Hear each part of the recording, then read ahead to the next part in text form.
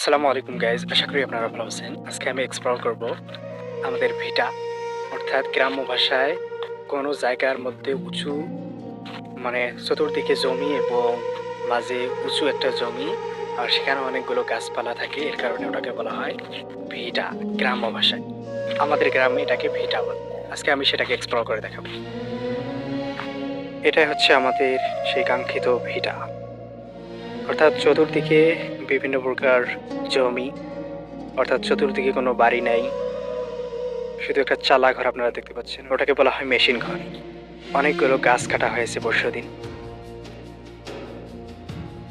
গাছগুলো কাটা হয়েছে মূলত এই কারণে যে এগুলো খড়ি বানানো হবে,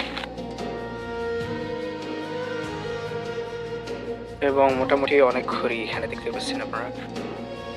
ভিটার প্রায় 50% গাছ কেটে ফেলা হয়েছে, আর 50% রয়েছে আর কি।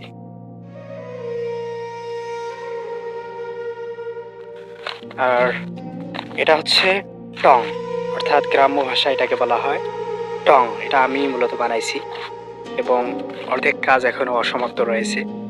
এর মধ্যে আমি এটা করে ফেলবো। গরম সময় এই জায়গার মধ্যে খুব আরাম পাওয়া যায়, কারণ এখানে দক্ষিণ দিক থেকে শীতল বাতাস প্রবাহিত হয়। কারণ দক্ষিণ দিকে একদম অনেক দূর জায়গা আপনারা দেখতে পাচ্ছেন যে ফাঁকা, এই বাতাস সরাসরি একদম এদিকেই আসে।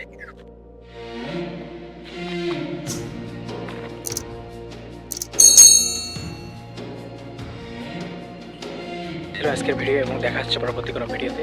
ততক্ষণ সবাই ভালো থাকবেন, সুস্থ থাকবেন এবং রাশিয়ার এক্সপ্লোরেশনের সাথে থাকবেন। আসসালামু আলাইকুম।